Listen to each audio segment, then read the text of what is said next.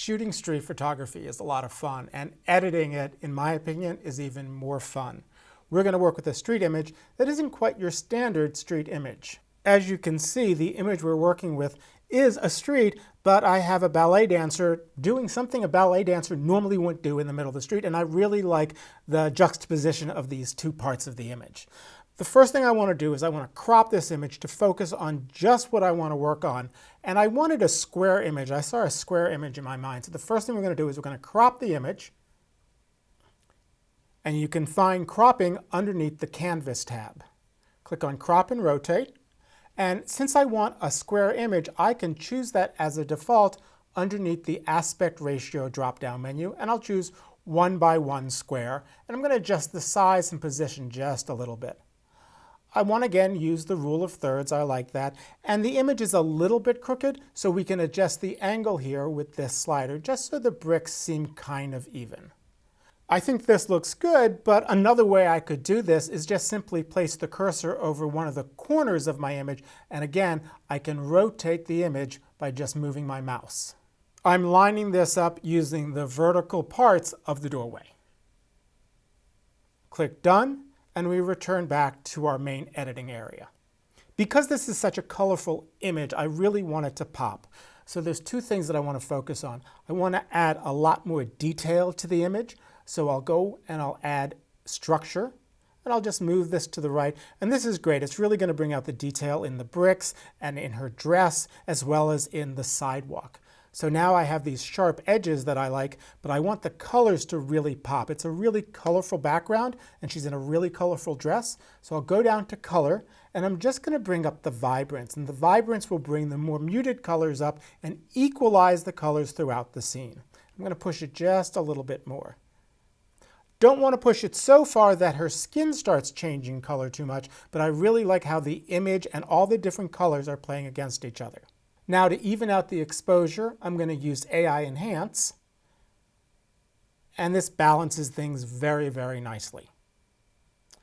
There's a couple problems here, or one specifically that's bothering me, and that's in the upper left-hand corner. I have that street sign, and I find that's a distraction. So I'm going to use the Erase tool to remove that. You can find the Erase tool underneath Canvas.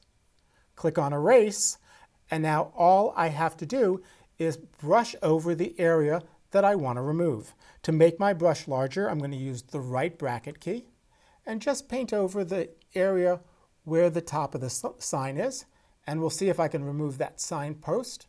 Now I'm going to click Erase to remove the object, and it's replaced it with the bricks, and I would never have known there was a sign there. With the distraction gone, I can hit Done and return back to editing. Let's click on the Layers tab, and as you can see, the results of that erase is on its own layer. Now I want to start modifying this image, and good practice is to create a new adjustment layer, so if I change my mind, I don't ruin everything I've done in the lower layers. To add an adjustment layer, click on the plus sign and add a new layer. Now we're ready to get really creative. I'm going to step into the Creative tool, and there's a lot of things I can play with, and this is the best part about the Creative Tools area, is you can just play and see what works for you. Two tools I really like to work with are Dramatic, and as you can see as I move that to the right, it changes the whole feel and vibe of the image. Let me undo that. And the other one that I like is Mystical. And as I move that to the right, it again changes the feel of my image, and I can play with both the amount as well as how it affects the shadows. I like where this is going, and I'm ready to add a color style or a LUT, a lookup table. And inside of Luminar, there's a whole slew of lookup tables that you can play with.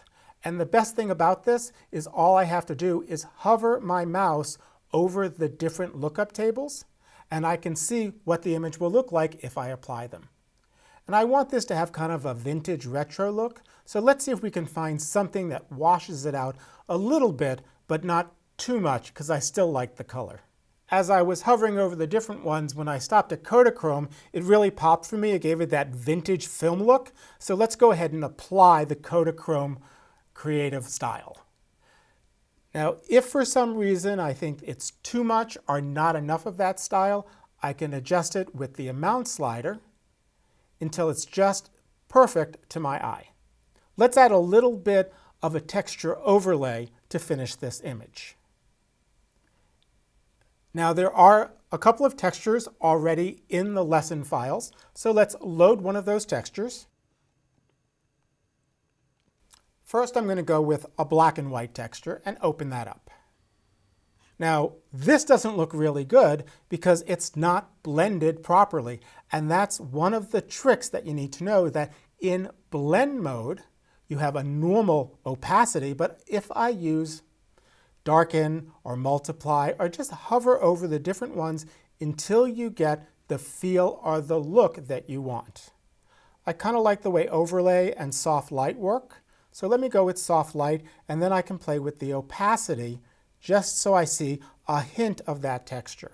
Now, this was a black and white image. We also have a color image inside of the same lesson folder. Let's load that into our image.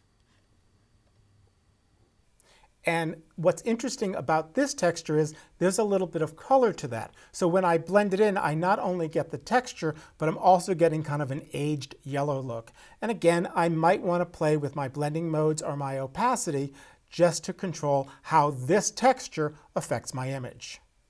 Let's take a look at the before and after. I'll use the left and right slider. That's our before with the sign and nice colors, but I really like the feel of this, and I'm so happy that the signpost is gone. By using lookup tables and textures, we can really give our image that retro film look. And my street photography doesn't look like I shot it today, but I shot it a long time ago.